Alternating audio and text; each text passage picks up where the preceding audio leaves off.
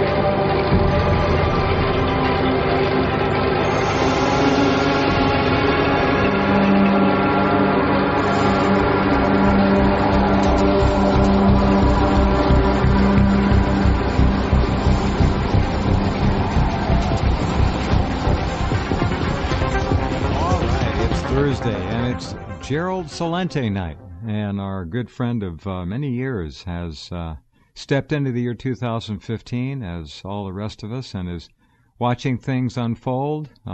False flag operation, terrorism, trained in Syria, what's really going on in France. Police are being executed in the streets now by disgruntled Americans, to put it mildly. Police, in turn, are executing disgruntled Americans and people who aren't particularly unhappy, as is obvious if you follow the news.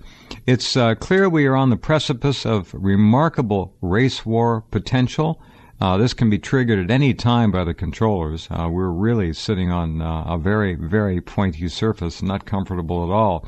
I don't know where it's going to go, but I think 2015 is going to be a very difficult, a very rough year for an awful lot of people.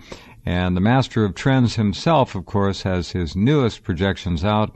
And we're pretty close together, almost on the exact same page. How are you, Gerald?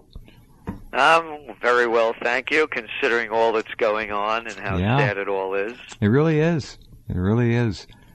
I was trying to think of something fun, and for some reason, you remember when you were a kid, we used to watch TV and black and white, and there was the great actor, Sheldon Leonard.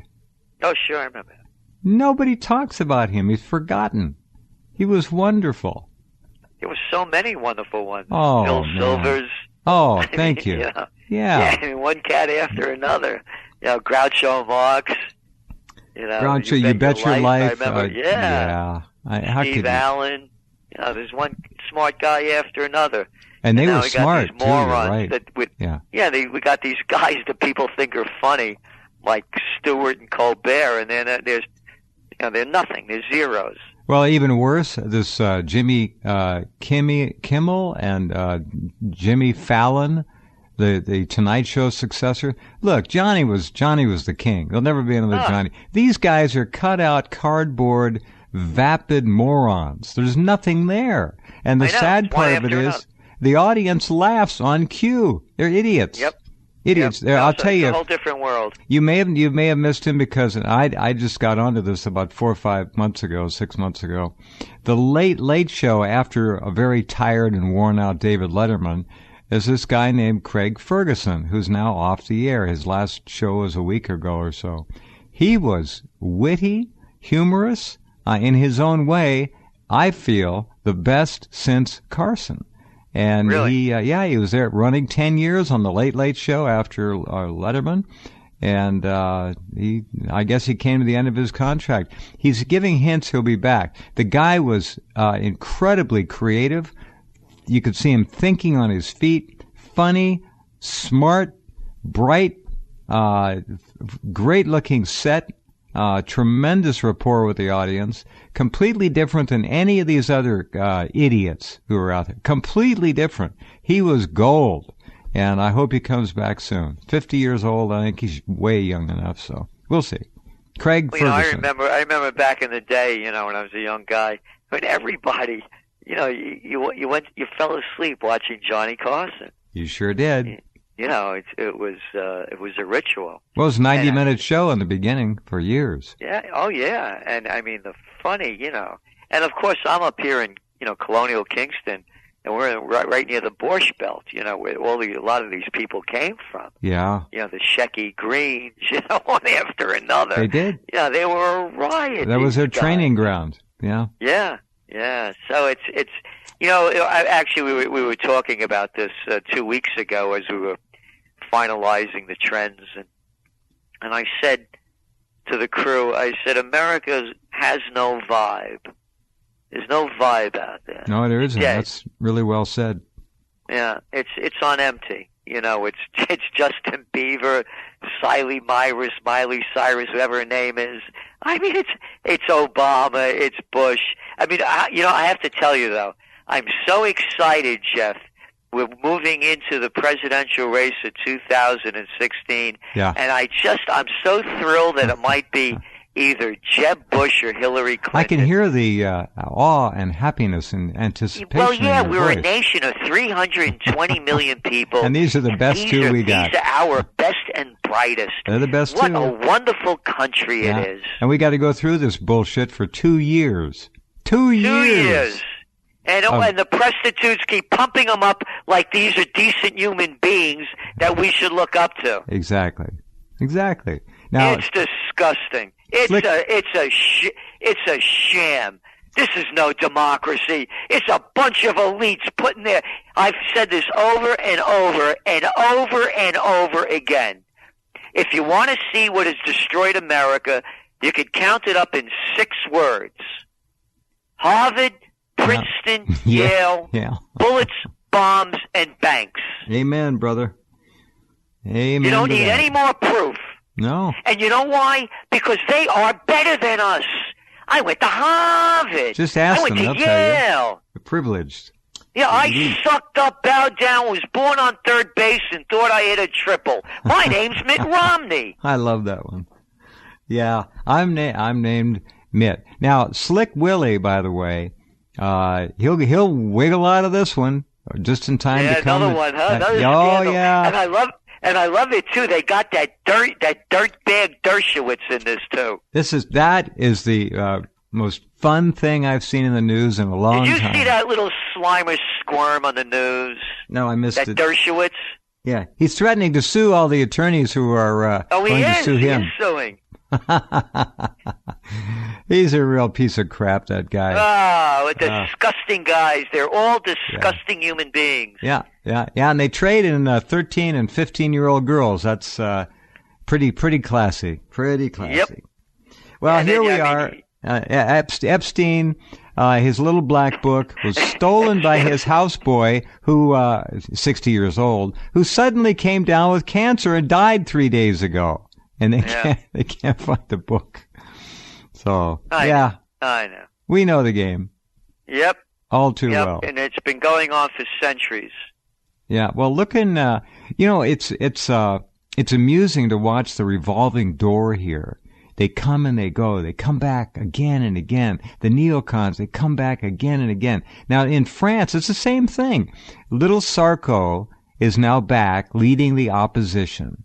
The little creepy Zionist gangster over there, Sarkozy, is back leading the opposition. Hollande is saying we need détente with Russia. We've got to drop all this crap. These sanctions are doing no good. And the EU doesn't like that. And look what happens right away. Hollande.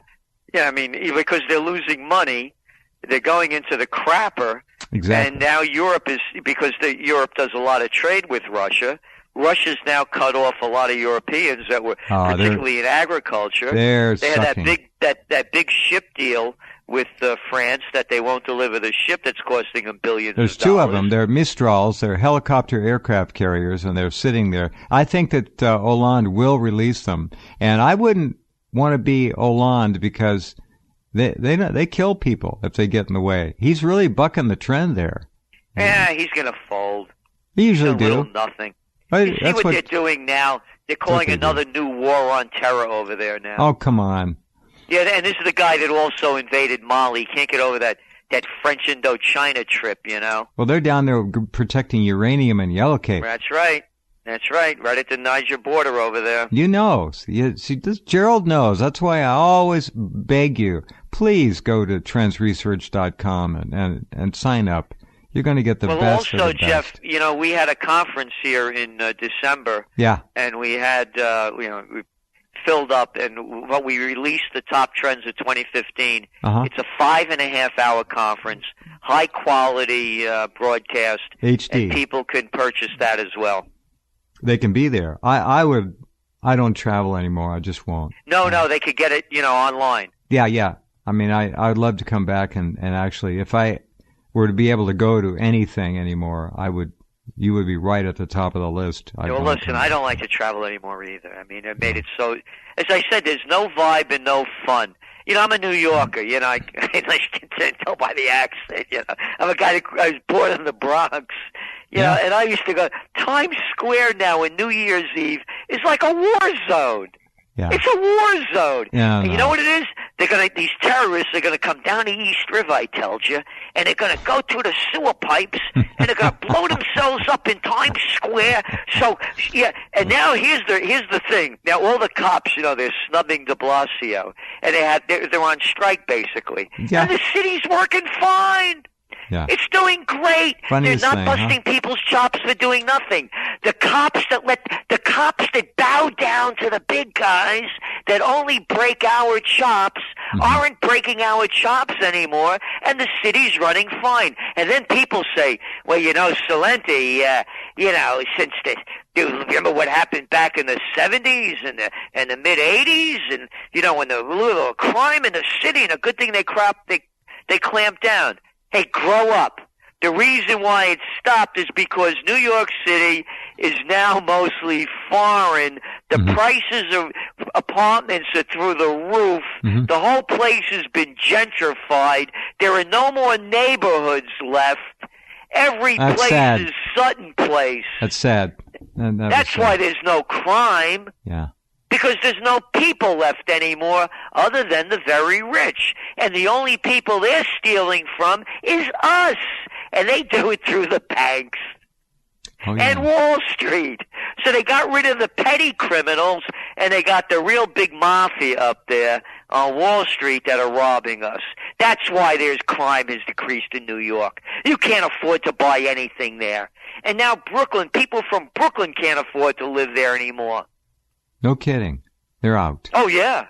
Wow. Well, the whole place has been gentrified. The diversity is gone. It's homogenized. I mean, you go to Times Square is like going to a mall. You want to go to an Applebee's?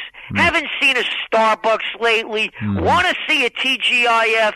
Oh, yeah, the heart of New York City. Not the New York City I grew up in. No. Gone. If I never go to New York City again, it's too soon. I don't want to see another Duane Reade drugstore or a bank on every corner. Well, so that's why there's no crime. So now the cops are protesting. They're not writing tickets, and everything's fine. Well, the bottom line is we don't need militarized cops in the streets. We can get along just fine, and if they were to pull the cops off the streets, with a few exceptions, everything would proceed, I think, basically just normally. They could cut them by half. Oh, yeah. Sure. They could cut it by half. They're out looking for trouble, most of them. They're out breaking people's chops for drinking things out of a paper bag, for doing silly little things. Yeah. And but we have to be fair, though, Jeff. Look how the cops really brought down those criminals on Wall Street, huh? Oh, yeah. Didn't they do a great job? Took him boy? into that dirt. Right? Look how great look how brave they are, huh? Thank God Look for at all the the cops. big guys they went after. Oh, they just took Aren't him they apart. tough? They're so tough, huh? They are the Oh, toughest. yeah, they go after all the big guys. It's The only amazing. people they go after is us. That's right. They pick on the weak and the malnourished and the poor. And ultimately, let me tell you something, though. Ultimately, and this is where we really have to go. So I don't know who said it. He said, there are really no poor, only those poor in spirit. And talking about soul, talking about inner guidance and morality. And as long as you've got those or connected to them or your hands on them, you're not poor. You may be a little hungry, but you're going to get fed. Poor in spirit. That's the real plague of this country. The country's lost its spirit. Yeah. There is no spirit here. No. What's the spirit?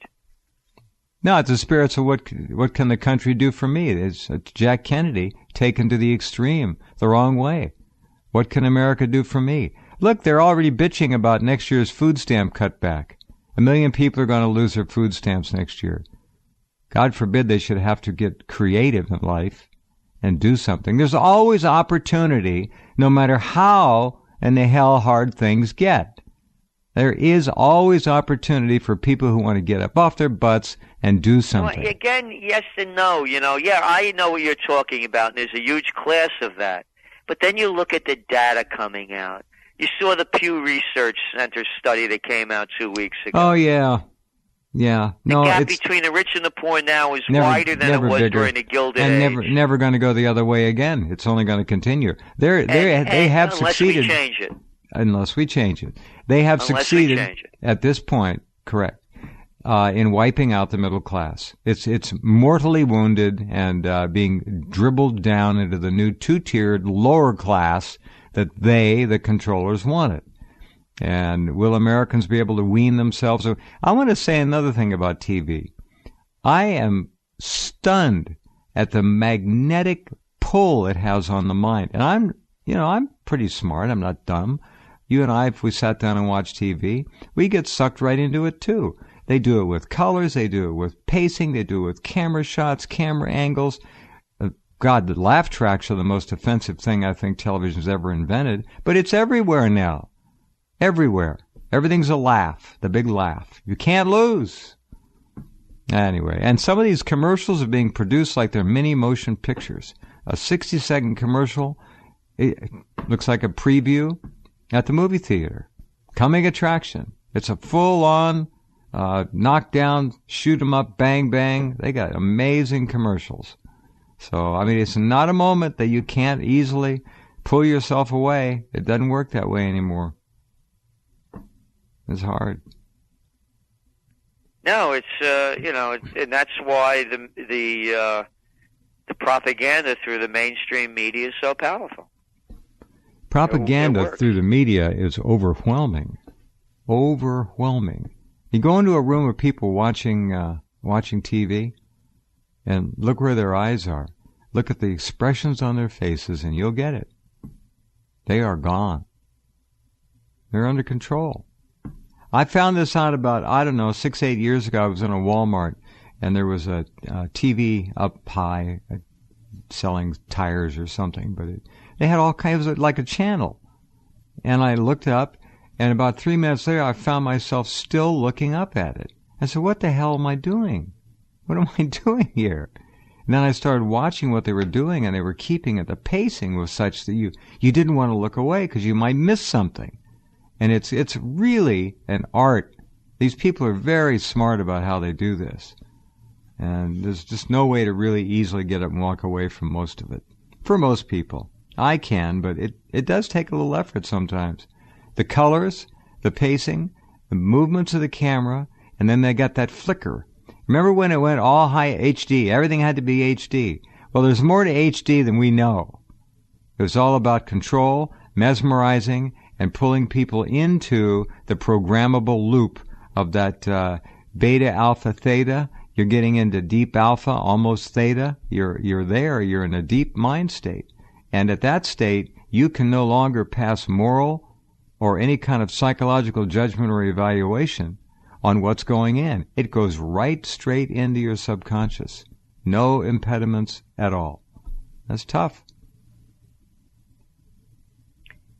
Yeah, no, and again, the propaganda, if anybody wants to get into a good business, that's the one to get into. You can do it cheaply, you could do it stupidly with great results. I mean, just like this whole thing that's going on now in France, and you're hearing about, all the crackdown on terrorism.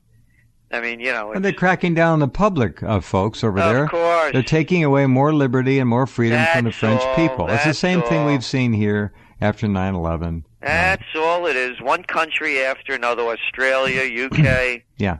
And they're playing the terror card. People, I do a lot of media, as you know, and from time to time I hear people saying, Mr. Celente, are you concerned, you're speaking out the way you do, that, there might be repercussions from the government? And I tell them, I said, listen, first time I get a threat, you're not going to hear from me anymore. I'm not going to die for this. He said, what do you mean? I said, look, every November 22nd, I said, the day comes and goes and people don't remember it. The media, it's blank in the media. The day Kennedy got assassinated. Yeah. So this guy in France, he was saying that, words to the effect, this is not the exact quote, that, he'd rather, live standing than die kneeling, or something to that quote. And they had warned them not to stop doing these things about the Prophet Muhammad, because blasphemy is, they don't dig it in the Muslim religion, and there's 1.6 billion of them. And of course he had, they say he had police protection. So they kept warning him not to do this, and they keep doing it more and more and more. Okay, we got 1.6 billion people, and maybe you got a number of them angry. So this isn't about free speech. You said what you wanted to say, and some people didn't like it. Just as I have to worry about Uncle Sam, you got to worry about what you're doing. Sure. But if something were to happen to me, they wouldn't call it terror alert because the government would do it. Exactly. So that's all you have over here. Yeah. So the shoe's on the other foot. So when you come out against the government, Jack, you're dead. Literally. As in Kennedy. It's true. But when you do this, they warned this guy in France to stop doing it. He kept on doing it, the company kept on doing it, and they got somebody angry. Now, let's put this all in perspective as everybody's going over the edge on saying how, this big, Islamophobia thing is spreading. 200,000 Syrians were killed in the last couple of years. At least. 4,000 last month. Mm-hmm. 48,000 Iraqis last year, over 1 million in total. Tens of thousands, if not hundreds of thousands of Afghans. Libya has been destroyed. By whom? France is one of the members, along with the U.S., UK, and other countries. Now, so you think they have people that want to get revenge? There's kind of about 1 billion of them. An endless supply of people ready to martyr themselves. No question. Hold on. The lives have been destroyed. When you kill someone's family, do you think, folks, they ever forget or forgive? No way. No way. Doesn't happen. Hold on. We have to take a break. We'll be right back with Gerald in just a couple minutes.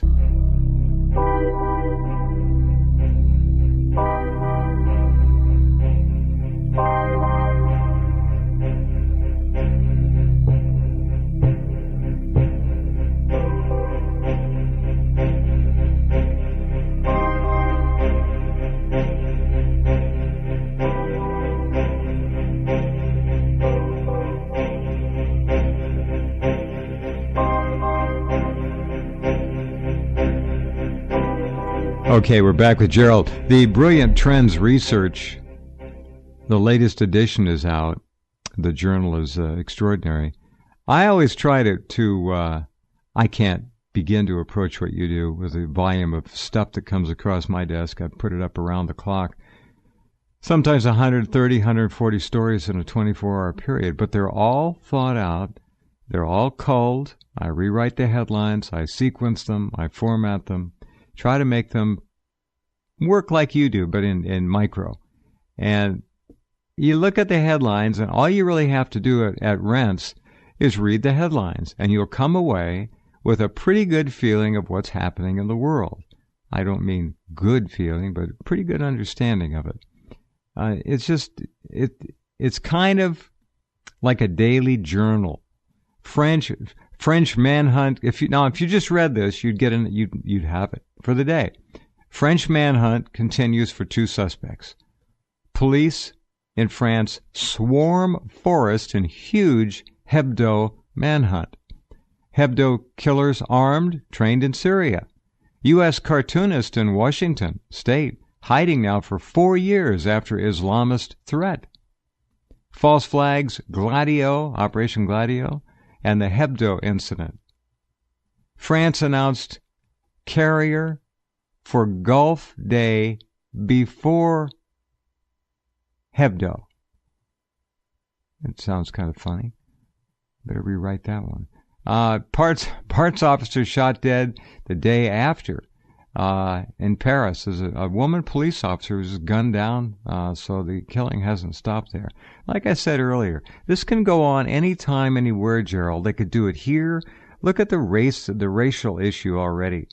2 more cops were shot, 2 days ago, was it? They're going to survive. But war against police, that's not something you want to do, folks. It works both ways, and we know that. So it's like pulling strings on a puppet. Same thing. Again, look what you just talked about. 2 guys killed 10 people. The Americans have killed over 1 million people in Iraq. Oh no, it's more than that. With the coalition of the willing. Yeah. And based on lies. Totally. And there were no weapons of mass destruction, no ties to Al Qaeda. We are bombing Syria. We already, as I said, in last month, 4,000 Syrians were killed. Right. There are over 200,000 dead since 2011, and millions of them are refugees flooding into Europe. Then you look at what we did in what Obama, the Nobel Peace Prize winner, along with Hillary Clinton, Samantha Powers, and Susan Rice, did to overthrow the government of Libya. And who are the people that they armed? The same people they're arming in Syria, the same ones they armed in Iraq, that are now going into other countries. They're called the moderate rebels. The moderate rebels. We vetted them. We vetted them. Yeah. There's nothing that you can look at that Washington has done, name the agency, that has showed success. And every military adventure so far since World War II has ended in dramatic failure. Oh, by the way, I almost didn't make it tonight. How so? I was going to go, they're going to have a big victory parade because Obama said we won in Afghanistan. So I figured I'd go down to New York, Wall Street, get your where they used to have flag. the victory parades after the wars. Oh, yeah. And I went down and nothing happened. No victory parades. Where are the victory parades?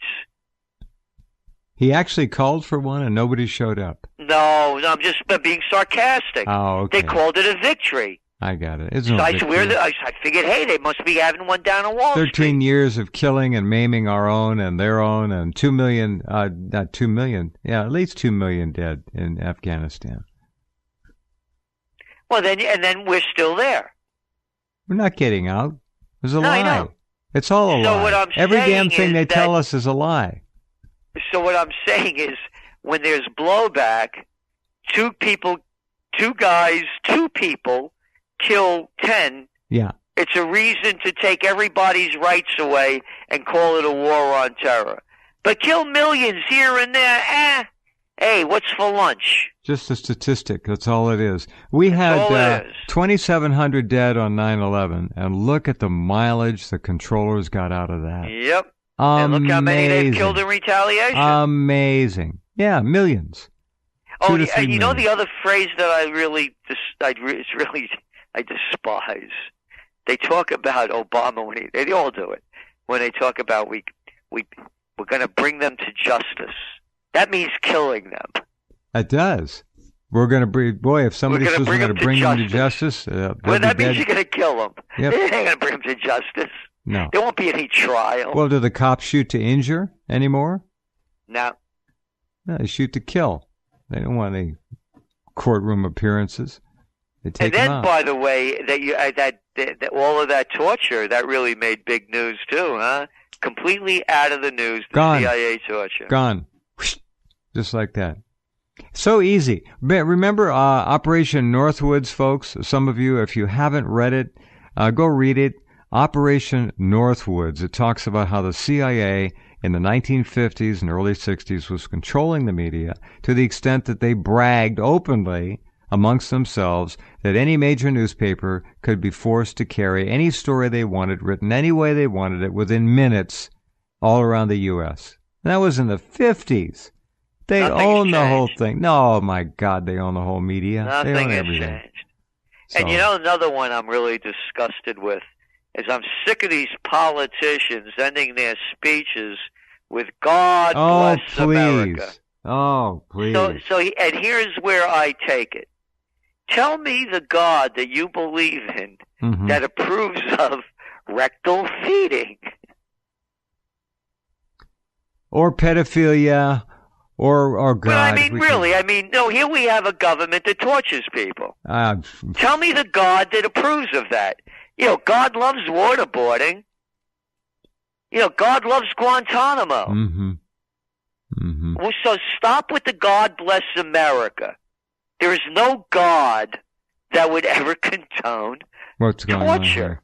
No, doesn't happen. And by the way, and so we begin and end it with with that. That's the end of my conversation. When people would start giving me an argument. There's how no can God you argue that would, with somebody like that? You can't. Why waste your breath? I say stop. I say, what God would condone rectal feeding? I think what did Dick Cheney say about that? Maybe I think Dick Cheney likes rectal feeding because when you look at him, it looks like he's been rectal fed a lot, man. Because that's all that comes out of his mouth. Hard to tell which end is up with that guy, frankly. Hold on just a minute. He got another heart. Can you believe that? All right, back in a flash. Don't go away.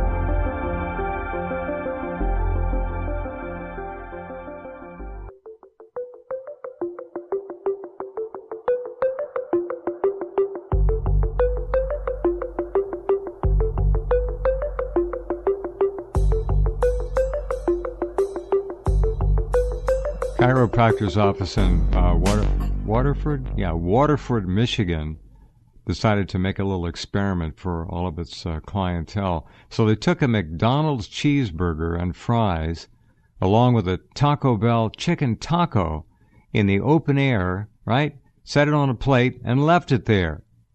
They unwrapped it and left it there. What happened after 2 years to that food? Nothing.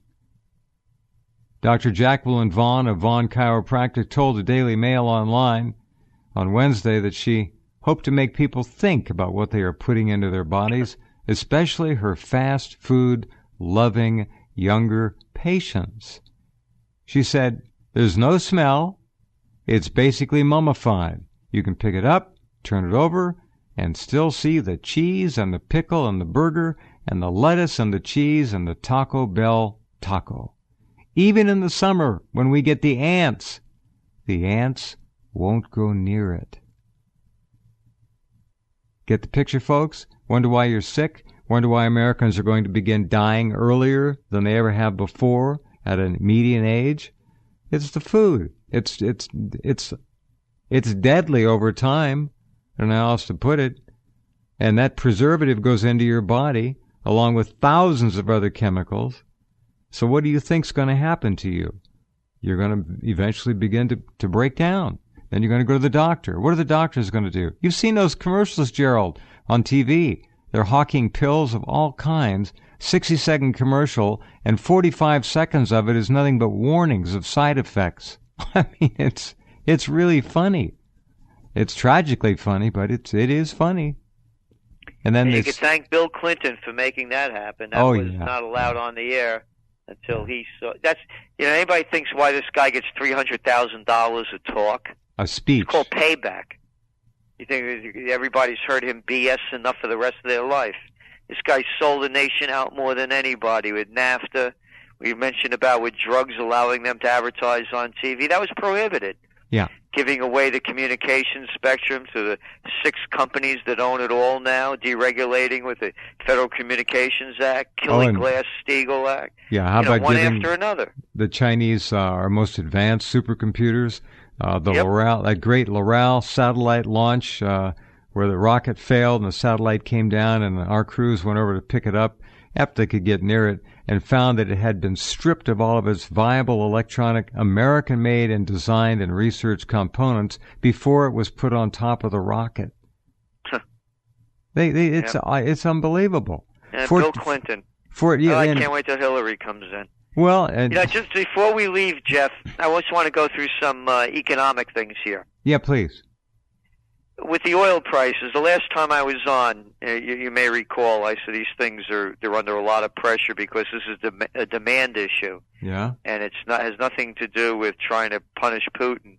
It's much bigger than that. Copper, 5.5-year lows. Iron ore lost 50% in the last year. 5-0? A ton of iron ore, rebar, reinforcement rod, in China is cheaper than a ton of cabbage. Wow. China consumed 40% of the copper production, and as I said, copper prices now are down at 5.5-year lows. It's one commodity after another. It's a global slowdown. Mm-hmm. You look at the markets in the last 2 days, why they've gone up. These are the facts, and this is what Wall Street is saying why they went up. One reason is that the Federal Reserve has announced that they're going to hold back raising interest rates. They have not raised interest rates since 2006. Mm-hmm. And now they're looking to 2016. Mm-hmm. Mm-hmm. Number 2, the European Central Bank is going to dramatically initiate a quantitative easing scam. You heard that before, folks? And it's not going to do anything. But this is the reasons why they're giving why the markets are going up. And number 3, oil prices have stabilized. $49 a barrel now. Exactly. So now what we're looking at is massive junk bond calamities ready to explode. They're already stopping drilling rigs. They're pulling them off. In Canada, their dollar is taking a beating as well. In Venezuela, and it's not only Iran and Russia. It's also Angola, Nigeria, resource-rich countries, Australia. They are cutting way back on exports because China is in a huge slowdown. So this when they're talking about, like Obama today, saying to people, folks, don't buy those gas guzzlers, even though gas prices are going down, they're going to go back up. And he said, and spend that extra money you have. I'm not making that up. He actually said that. Yes, words to so that that's effect. Let's spend our way back to prosperity. Yeah, spend that extra money you got. I'm sorry. Isn't that brilliant? Isn't that great? Yeah, and you know what the extra money is so far? What? $750 a family over a year. Man. Now that's real cash. And then they came out with a study yesterday that shows that 62% of the people would be unable to meet a crisis where they had to pay $1,000 for, say, a healthcare emergency, I agree. or $500 to fix a car. No, they can't. I know we have no savings. So you got the commander-in-chief out there talking in Arizona someplace, and that's what he said. Oil prices are going to go back up, but spend the money that you have now that because of the low gas prices. Can it be any more obvious what they're doing to this country, Gerald? Yeah, they're raping it. Well, going back to our trends, one of the top trends is takeover. And this isn't a conspiracy theory. It's with the transatlantic partnership and the Trans-Pacific Partnership, whereby about 80% of the world will be run by multinationals. It has nothing to do with trade. What it has to do, and again, they're not letting we the people read what this is about. They're only giving the corporations the right to write the laws, and Congress can't even look at it. The reason we know anything about it is because of WikiLeaks. And what it does, it gives the transnational companies, the multinationals, sovereign rights over sovereign nations, even to the point of freedom of speech. I'm not making this up. This is a fact. It's amazing. Well, like I said, 2015. If you like 2014, you're going to love 2015. Well, you know, on May 2nd, we're launching Occupy Peace from Colonial Kingston. Mayor Gallo has given us permission to close down the streets, the most historic four corners in the United States. Wonderful. And the only place where there's a stone building that predates the Revolutionary War. And what we're going to do, the program is a number of them. We're going to have takeaways. And one of them may be something that's going to be a big game changer in the 2016 elections. I'm not going to say what it is yet, but we're going to be putting more information out there. But this isn't going to be a rally where people yell and scream and nothing happens. This is a battle plan for peace. Because as I say, I would rather fight for peace than die for war. And they're going to get us into war. You can see it happening. The next false flag attack, or real, is going to rob us of more and more of our rights. And as Mayor Gallo said, let's build communities, not nations. And what we're going to do here, we're going to honor thy founding fathers, no foreign entanglements. We're not going to kill them over there so they don't come over here. Get that? Matter of fact, Eisenhower would throw anybody out of his office if they came up with a scheme for a preventive war. Well, we can all go back and look at his speech about the military-industrial complex, warning us that that was our biggest danger. And here we are. Yeah. Oh, yeah. Well, they own us. We're a corporatocracy, basically. A lot can be said for that theory. Well, one of the other trends is bankism. It's not capitalism. And bankism. Bankism. Yep, that's our term. And because four words kill capitalism. Too big to fail. This is not capitalism. It's bankism. We're controlled by the banks. And the person that's writing that for us is Nomi Prinz, who wrote that wonderful book, All the President's Bankers. And we have another piece in there by Dr. Paul Craig Roberts, The Grand Manipulation. They're manipulating the markets, and they're manipulating us into war. Other trends, nostalgia, big trend. Millennials have nothing to look forward to. Their future is bleaker than the past or the present. They're reaching back. You're right. Yeah. And it's going to be big. How and again, we have. Go ahead. If you go to our website, you can see more of it. Trendsresearch.com. I don't honestly know how we're going to stomach the next 2 years of this political charade. We can change it. It's got to be changed. Look what's going on in Europe. Look what's going on in Spain with the Podemos party. Came out of nowhere in a year, and now a third of the people are behind it. Look at UKIP in the UK. Look at what's going on in Germany with their new parties. One after another, they're overthrowing the established parties. What happened if they can do it, we can do it. Yeah, okay. What happened here to the Tea Party? It was penetrated, co-opted, perfect word, in a matter of months. As soon as the controllers saw that this had some real power, real clout, a true grassroots movement of American patriotism, they went right after it. So we got to watch all the time. We have to be on guard. And that's a tough one. So this is coming up May 2nd. All right, in Colonial Kingston. Absolutely gorgeous there, then, I'm sure. All right, my friend, thank you. Talk to you next month. Okay, thank you. All the best. You be well. Bye-bye. Night. Gerald Celente. And we will be right back with Hour 2 in just a couple minutes. Don't forget trendsresearch.com for the best.